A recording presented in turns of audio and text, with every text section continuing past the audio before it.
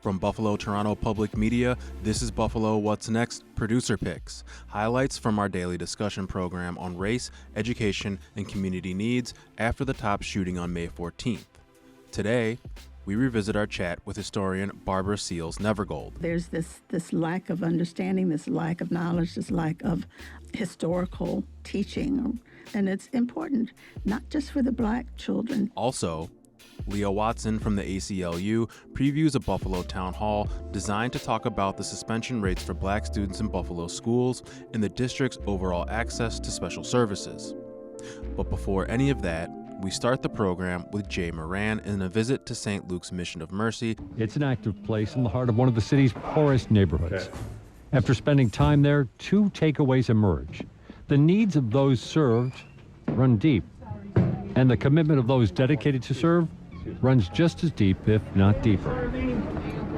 This is Jay. Hi. Jay, how you doing, This is Charlene. She's one of our missionaries. Nice to meet you. And Charlene is in charge of our baby room. Oh, wow. Which is right in here. We can bring you in a minute. Right. And who, if you don't mind me asking, who is this, Charlene? One of the guys that I'm babysitting for, Terrell. His dad working, and I'm like a nanny. Yeah, taking care of him. No, just a little baby here. 3 months. I'm 3 months old. I call him little man. Yeah. It works. Why can't I think of what That's Charlene Mallory. She's expertly holding 3-month-old Prevail. And she's wearing a Buffalo Bills wristband. I like this too, by the way. Thank you. Yes, I'm a big Buffalo fan. Me too. Yes. I love them. I can't wait. I know. Yeah. So how long you been here? 24, I think it's for 24 years. 24 years? Yep, we got baptized here, me and my 3 kids and my sister and her 4 kids. So at least they lived one good year I did. Oh, okay. Yep, so I met Amy and I gave my life to the Lord. So that's what I'm here to do. You love doing it? Oh, I love doing it, yeah. Sorry. St. Luke's Mission of Mercy is home to a school, recovering addicts, homeless men. It's also where 1,400 meals are prepared and distributed each day, along with clothing, baby supplies, and more. The former church was purchased 28 years ago from the Buffalo Catholic Diocese and transformed into St. Luke's Mission of Mercy. Amy Beatros is still running the mission, and she sat down for a conversation in another busy place, the office she shares with many others. What can you remember about what it was like here 28 years ago? Wow, same way it is now. I mean, when we came here, it was like the worst area of Western New York. And a lot of violence, crime, it's a lot of drugs, a lot of mental illness, and then, as we were here, you could see the difference. And then, and I'd say over the last couple years, it started getting bad again. But we're blessed here. I mean, it gets bad, and we get affected. But it's not really right here, because I think for people, this is their safe haven. This is their place where they get their food. You feed people. Jesus came on earth, he fed people. Taught them. Feeding people is a great thing, because if they're not afraid of where they're going to get their next meal, if they're not afraid that they can feed their children, or like you see, get the diapers and formula for their kids. If you're taking care of people, there's a certain respect they have for you. There's this, in Scripture it says, even the enemies of a righteous man will respect them. And you could see it. I mean, they love us. We love them. We've earned their love. We've earned it. Because when we first came here, they were very leery of us. What are you doing here? We don't want you here. I'll tell you a story. It's great. When we first got here, we were so excited because we were going to have all the kids and give them a place to be. So we took the 2 garages and we fixed them, put a refrigerator in there and furniture and stocked it, and then we invited them to have it like a clubhouse. So the first day, they came in, they destroyed everything. Every single thing. What are you going to do? It says clean everything up. Clean it all up. Get rid of everything. Leave it empty. Next day the kids came. And I opened it up and it was empty. And they looked at me and said, "You're not going to kick us out?" I said, "No, I just thought you didn't like what we had in there, so now it's empty and you can stay in there." You know, and those kids today that did that, they're all married. They are not married, but they have their children. Some of them are married, you know, and kids go to school here.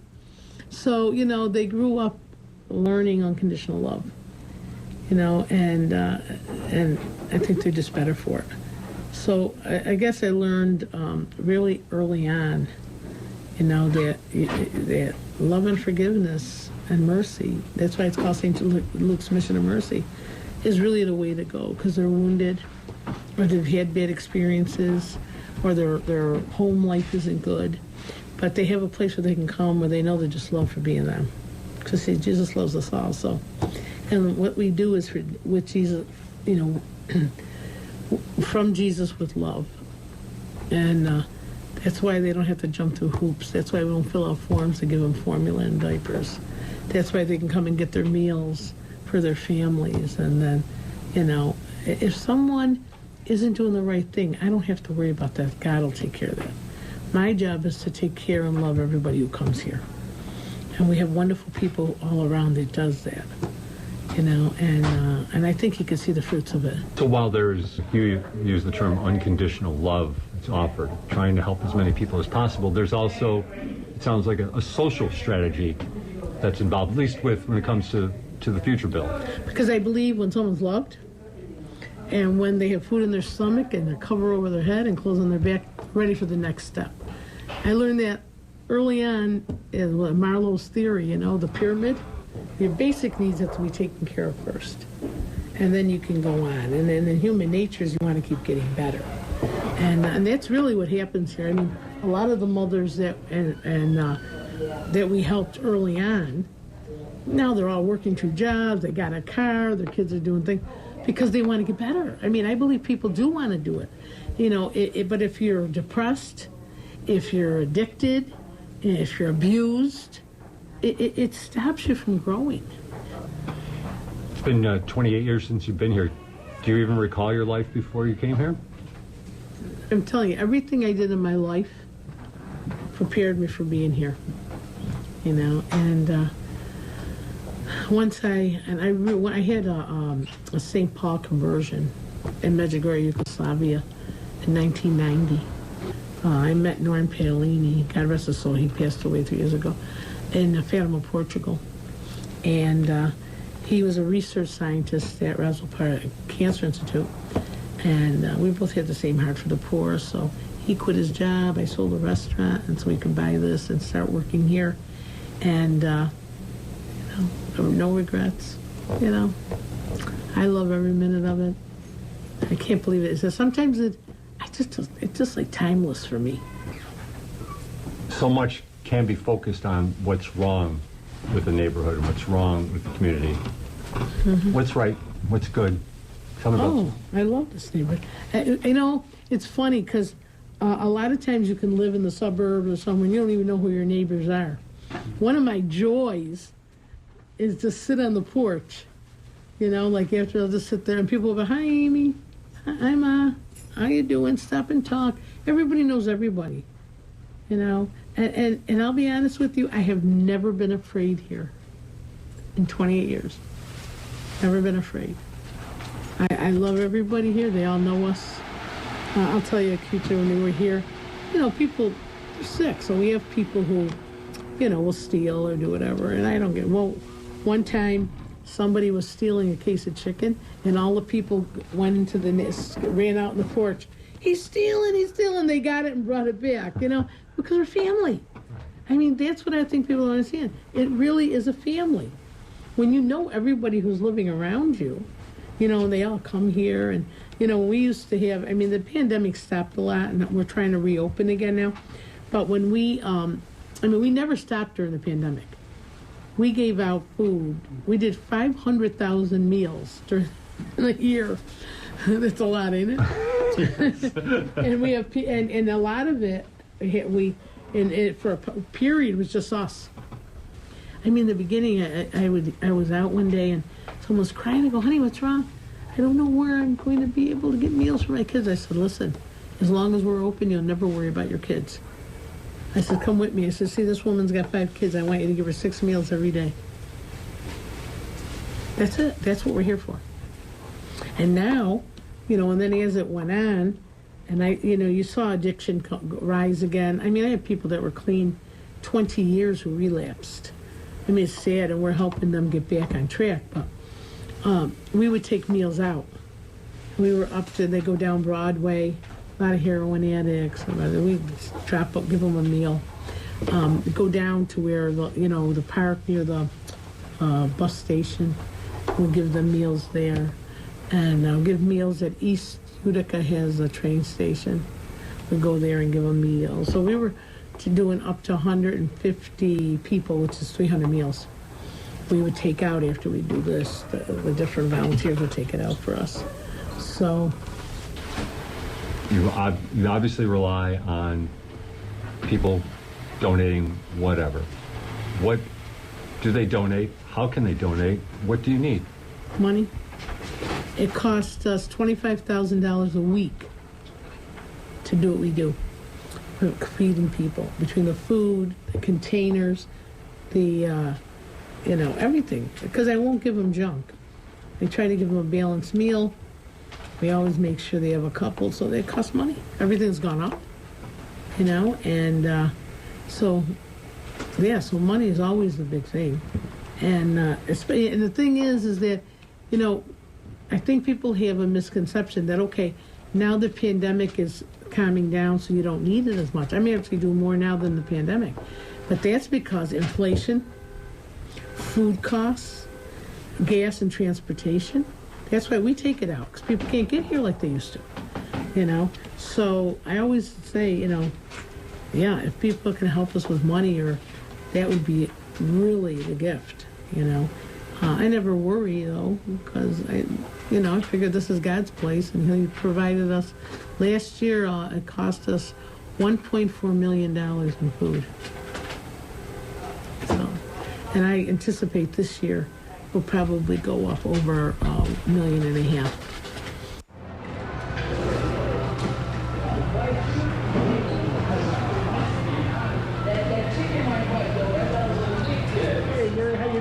The food effort at St. Luke's is something to behold. Each day, 700 people come to St. Luke's to pick up a lunch and a dinner to take home. It makes for a very busy kitchen, all run by volunteers. And on this day, chicken burritos are on the menu. So you made this all by yourself? Yes, sir. Yeah, that's kicking. Thank you. I had a little cake to it, though. It's got a little spice to it, too. Yes. Nice, yeah. The people don't like it. Yes. And for research purposes only, I sampled the work. You did a great job. Thank you. Yeah, that's good. Appreciate it. Thank you. Next time I need 700 pounds of chicken, I'm going to You got that. Make sure anytime you get any type of extra food, any meats, I'll do whatever with it. So if you want to donate it, donate it. Okay, all right. I'll look it right up. All right. There are 9 missionaries, including Amy Petros, who live at St. Luke's. Most of the rest of the massive effort of helping mothers, homeless men, babies, feeding 700 people each day, all falls on volunteers. One group from St. Bernadette's Parish in Orchard Park has been coming to St. Luke's for 17 years. We have some volunteers. Hello, I'm just bringing a gentleman around. My guide around the St. Luke's campus is Dennis Gahuli. His St. Luke's story began when he was helping with the music at his North Buffalo parish. So Amy comes to Holy Spirit to bring her music group. I'm up on the altar playing the keyboards. Amy walks in the church and she goes, and I'm telling you, and this is what starts it. She looks at me and she goes, she's in the back of the church. She's coming in, she looks at me, she goes, you're the one God sent us. You are, and I'm like, what are you talking about? She said, God told me He was going to send me a keyboard player. You're the keyboard player that God told me He was going to send. Not long after that, Dennis and his wife Sue sold their house and joined the mission at St. Luke's, where they have lived for over 20 years. Before becoming a missionary at St. Luke's, Dennis worked in technology at the University of Buffalo. Now, he's one of the teachers at the school at St. Luke's. But the school up here is a kindergarten, or preschool actually, through 8th grade. I think currently we've got about I don't want to inflate the numbers. It may be like 30-some students. So we know we've got 4 students in kindergarten, 3 students in first grade, and our current 8th grade has 2. 7th grade has 1. They're small, but now our 6th grade has 5. Our 5th grade coming up's got 4, so the classes are a little bit bigger. We had good-sized classes. We were up to over 50, and then they dwindled down a little bit, and now they're kind of picking up again. No, so where are the kids coming from? Majority of the children are right from the neighborhood, especially from families of the people that we help take care of, and a lot of the people, because the mission has a lot of houses that they've been donated. Those donated houses are a key part of the operation at St. Luke's. They also show how far the mission has come in 28 years. Initially, many of the houses were donated because they couldn't be sold. There was no market for homes in Buffalo's Walden-Sycamore neighborhood. Now they house families who are being served, and they also house the missionaries. Dennis and his wife live on one floor of a 2-family home. Amy Betros lives next door. Amy Betros says the Buffalo Catholic Diocese offered to sell the closed St. Luke's Parish with its aging school building and classic church for $200,000. A reasonable offer with one major obstacle. There was no money. But that was eventually found. Now the focus is on Build Promise to house and help the homeless of Buffalo, a $6 million venture that will feature 120 semi-private rooms and a code blue shelter that could help 170 make it through frigid Buffalo nights. Well, Build Promise, yeah, right now it's the same thing. If people are interested in learning about it, they can call, and they set up like a little hour. It's just an hour. We give them a tour here, and they talk about Build Promise and the things they can do. But it's the same thing. Right now we're trying to raise $6 million. We have $2.5 million. They're working on some foundations that, are going to do that. The estimated time that it will be done is June of 2024. But I had to build it. But we've been blessed there too. We just Stu Harper retired from City Mission, and he came to us and said, I love this project. I'd like to work with you for 3 years to get it going. So they hired him. It's a different corporation, because St. Luke's is Madonna of the Streets, and Build Promise is its own corporation, even though it's a spin-off of St. Luke's. Sure. And I'm president of both, but that's so that they could do different things than us, because we don't hire anybody here. Everything is volunteer at St. Luke's. But that's going to be a different ballgame altogether, because we'll be open 365 days a week, and it's going to be a whole thing. So, so they hired him to get it going, and Nancy Langer. So they're writing the grants. They meet with the people. They're going to get that done. And then, and he's not interested in running it, just helping us get it. Right. And he has the experience, because they built the one at City Mission, so it's been a blessing to help us. And he knows the need. I mean, they're already, City Mission does it, yeah, but like I said, they still are short, and so I think this is going to be really, really a big help to the city of Buffalo, Western New York. And, they say the east side of Buffalo, even though I don't like what they want to call now, East Buffalo. Right. So, but the truth of the matter is, we take people from all over. We never ask where you're from. We don't ask any of those. If there's a need, you take care of the need. Especially on the holidays, you see they come from all over. We do our food. And it's funny, because even during the pandemic, we found a way to do it. So, isn't that cool? Very cool. Amy Betros, founder of the St. Luke's Mission of Mercy on Walden Avenue in Buffalo. This is Buffalo What's Next Producer Picks, our Friday recap of important interviews. Up next, while she might be known as a former head of the Buffalo School Board, Barbara Seals-Nevergold is a historian of note. She spoke with WBFO's Dave Debo. Dr. Nevergold, thanks for being here. Oh, thank you for having me, Dave.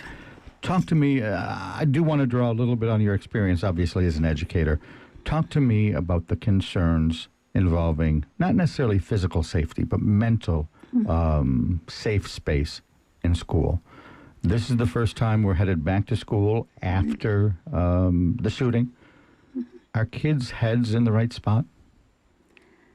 Well, I'm not sure. I truly can say I'm not sure.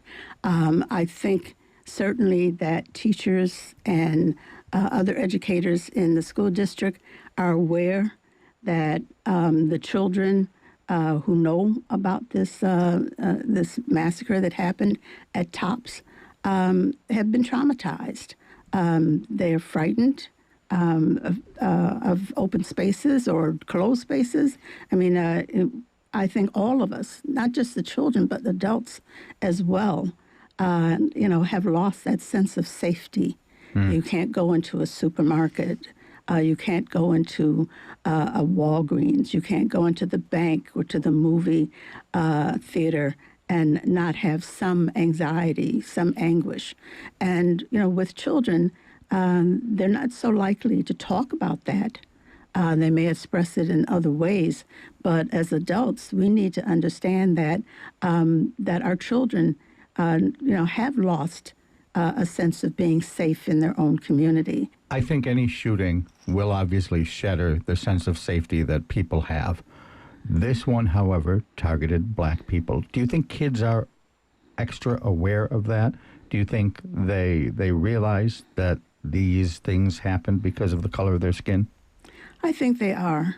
Unfortunately, in this country, we have been moving backward, moving to a period of time, when black people, when people of color were openly and even, in terms of the law, could be discriminated against, could be harmed, murdered, and the perpetrators not suffer any justice as a result of their behavior.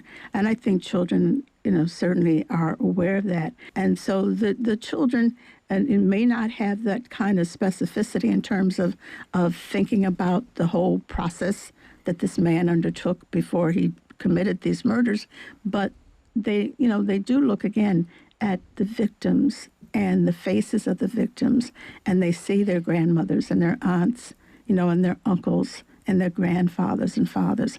And so, it could be a family member. And so, yes, I think we can identify, and they can identify, with the loss. Does the mindset of someone like Peyton Gendron mean there was somewhere along the line a failure in education? I won't put it all on education, no, certainly not. We don't know what his family upbringing was. We don't know what other kinds of influences in the community. We don't know what the influences of the internet, the social media. Sure. We do know certainly that children are on social media much more, that those who, themselves have not been able, I guess, to have close friends or have friends, have relationships, have spent a lot of time on social media, and I think that has warped. We know that many children really are harmed by the time they spend on social media. And when you say there are many reasons, I imagine you're saying that in any different shooter, in any different person, in any different racist, there are probably a plethora of reasons how they got there. Yeah, I'm saying I don't think we can pinpoint one reason. I think there are many reasons. Some of that has to do with the fact that there's ignorance about the life and the contributions and the achievements of other people, such that they are devalued. And I knew we would get there eventually. I can't have you in this room without talking about history. The importance of history. I always thought some of it was culturally responsive. The idea that these kids need role models, and that if there is no one in the curriculum that looks like them, they don't feel as good. I get that. But it sounds like you just introduced another angle to it, that by learning about the history of people who have achieved things, we are better suited to recognize their humanity. It is a lot easier to not otherize them. The whole issue, at least certainly for me, and I know for many others, is that history is not only important to the people whose history we're talking about, but to those who are outside of that group. Again, because of the human factor, because of the fact that if I don't know you, if I don't understand how you fit into the fabric of this world, of this nation, I won't appreciate you. I won't understand that you have, just as I have, good stories, Sure. not so good stories, aspiring stories, inspirational stories. And too often, I think that gets overlooked. And again, when we think about some of the history in this country, particularly as it applies to marginalized people, those histories are lost. Those histories aren't told. Those histories aren't considered part of American history. And they are. They are. When you think about African American men, for example, in every single conflict or war that this country has had, there have been African Americans involved in those, and they have been contributory to those. But again, there's this lack of understanding, this lack of knowledge, this lack of historical teaching that makes sure that we all understand that. And it's important, not just for the Black children to see themselves in the history, but it's important for other children to see Black people and to see Hispanic people and see Indigenous people in the history and understand that American history really is a combination of all those people. And I think that's a part of the discussion that I haven't heard as often as the idea of creating role models, the idea of it being important for African American children to see African Americans in history. Your argument is that there's a broader impact there. Yes. And I'm surprised because I hadn't necessarily thought of it that way. Well, again, it has to do with the fact that we celebrate African American history in February. Mm-hmm. And then that's it. What about the other months? Yeah. I mean, and it becomes a history into itself rather than the fact that it's part of American history. It's contributory to American history. And so we need to understand that this country was built on the work, on the contributions, on the achievements, and even on the failures of all of the people who are part of this country, not just some of the people. And so that's my push. I also find myself looking at the history that I write about, the history of African Americans, the regional histories, and find them to be inspirational, find them to be motivational, and I think, wow, we should tell these stories. People should know these stories, know about these individuals, know about these events. Which brings us to one of your big projects. Everyone says, oh, Barbara Nevergold, former president of the Buffalo School Board. Mm-hmm. Long before that, you were the person, along with Peggy Brooks Bertram, yes, that created this whole Uncrowned Queens and eventually the Uncrowned Kings initiative. For those who are not familiar with it, give me a quick primer. What is that?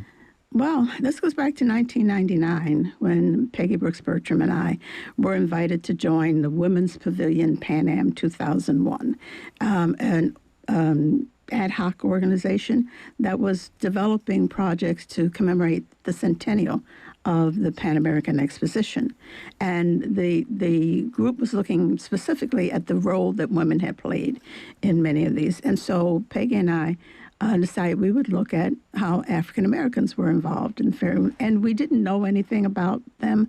And as we began to do some research, we found an African American women's group called the Phyllis Wheatley Club that was instrumental and actually protested in 1900 to have the board of managers of the expo bring in an exhibit called the Negro exhibit that illustrated all of the accomplishments of African Americans since emancipation. The managers were only going to bring in the old plantation and darkest Africa. Those were the two exhibits. So these women protested bringing in an exhibit that really showed again the accomplishments, the contributions that African Americans in every walk of life. And once you found this women's group existed, you said, let's profile them. That's right. And eventually others, and others, and others. Yes. It grew exponentially. And we found that there were so many of these biographical stories that were lost. Even those individuals who at one time may have been well known in the community, once they died, once they passed on, nobody talked about them. They weren't in the textbooks. They weren't in the curriculum in the schools. And so we began to develop an archive on the internet now we call it the Uncrowned Community Builders, because it's both men and women. And in that archive, we have hundreds of biographical sketches and some longer of men and women who've been major community builders in this. And one of the first people you profiled was Ida Fairbush? We didn't know very much about Ida. We knew that she was the first African-American to be hired as a Buffalo school teacher in 1897. And that's about it. And it was actually maybe about 20 years later, 2019, that I decided to really do some research on her and find out, where she went to school, what motivated her to be a teacher, how she got the job in the first place, what happened, after she worked some 40-odd years in the same school. So I've written a more fleshed out monograph on Ida Fairbush's life. How do you do this? I dabble in genealogy, and I've heard, obviously, that it's a lot harder for African Americans because there aren't records. Mm-hmm. Is the same thing true, not just of family records, but historical records? How do you launch a project like, I'm going to find out more about Ida Fairbush?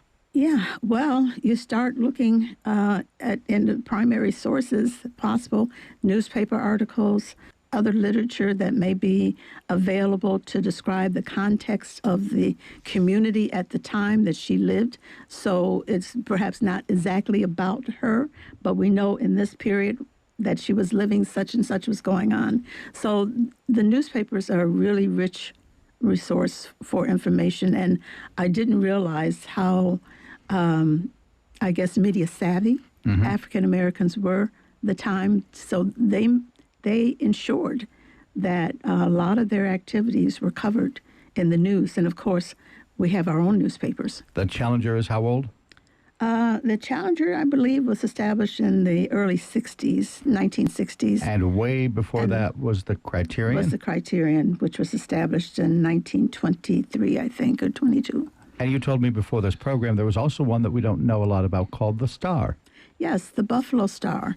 And that was established in 1932 by a man by the name of Andrew Jackson Smitherman, who came from Oklahoma. And by now, we have the story of the Tulsa Race Massacre of 1921. And Mr. Smitherman was one of the principals in Tulsa at that time. He had a newspaper there called the Tulsa Star. He was actually indicted in Oklahoma as an inciter of that the race Tulsa massacre. Race. Wow. Yeah, and lived in Buffalo, came to Buffalo in 1925 because, of course, he was run out of Oklahoma. They would have arrested him, and who knows what would have happened beyond that. But very little was known about him.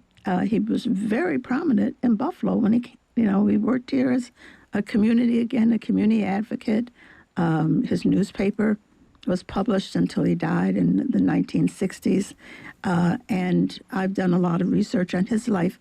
Again, a person whose history is prominent and should be known, but was not. And so it takes some work and a lot of hours going through materials. Barbara Seals-Nevergold is with us. You may know her as a former president of the Buffalo School Board, but I think that really underestimates all the work that you have done involving history and historical research. Earlier in the program, we were talking about the need for history to not only help African-American students understand themselves, but to have the entire community of students understand each other, recognizing shared humanity. As the program goes on, there are a couple other stories I know you'd like to share about important people in history. But I think one of them that we have to touch on was Kat Massey, one of the victims of the top shooting, someone you knew, someone you worked with. Tell me a little bit more. Yeah, I met Kat in 2014 when I was running for school board that year. And she volunteered. I didn't know her, but she came, she volunteered. She carried literature, she carried petitions, and she helped me win that race. And afterwards, she would come to board meetings at times, and she would address the board, always very prepared, very cogent remarks. It has been noted she's written for the Challenger and the Criterion. She would write editorials for them, and so I always appreciated how organized she was, how level-headed, and how she did her homework. So when she came with an issue, we knew that she had put some serious thought behind it and had some research behind it as well. Other profiles have said she was really very irrepressible, too. Not dominant about it, not nasty about it, but certainly there pressing her point. Yes, that's right. She was very direct. In a good way, it sounds. In a good way. In a good way. No, she was not. I would say assertive. The difference between aggressive and assertive. She was assertive, and she was a pleasure.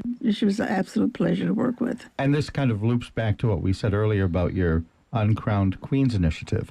There were people in this community, she's certainly one of them, just doing things in their own way, accomplishing things, moving the community forward. Community builders, you called them. Yes, that's right. That's right. And we came up with that term, community builders, just because, again, that's what they were doing. They were developing the blocks to build a community. When we look at the history of African Americans in Buffalo, it goes all the way back to the initiation of the town of Buffalo and the city of Buffalo.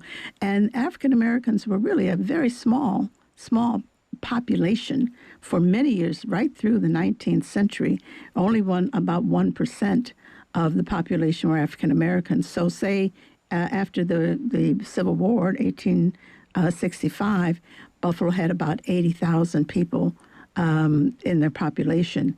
800 of them were African Americans, and yet there were churches, there were businesses. Only 800. Only 800. Wow.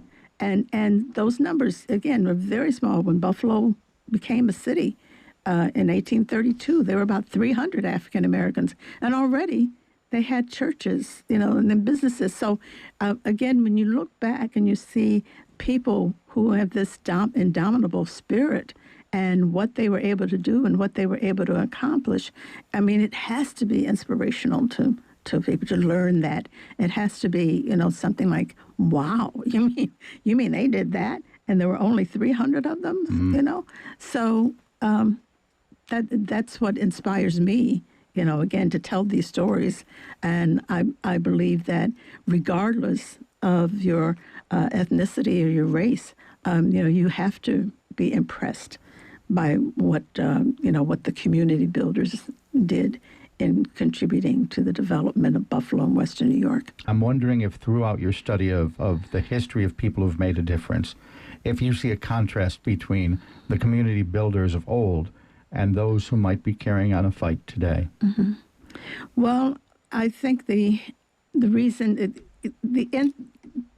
how can I put it, the environment and the cause, etc., I think molds and brings forth the leaders that are needed to address the issues. So in some contexts, in some ways, the issues of racism and discrimination and bigotry, etc., have not changed because we understand that they are institutionalized in this country. They're in the system. But the nuances of that discrimination, that racism, has changed. And so the leadership and the strategies used to address it have to change as well. Do you think currently there is a old guard, new guard dynamic underway? That's hard to answer. I don't know. I guess that if I were to say yes, I'd be part of the old guard. So I'm not ready yet to admit to being part of that group, but most certainly, we are shaped by our experiences and by our knowledge, and so it's like my experience using a computer and my grandchildren's experience using it. We use it very differently.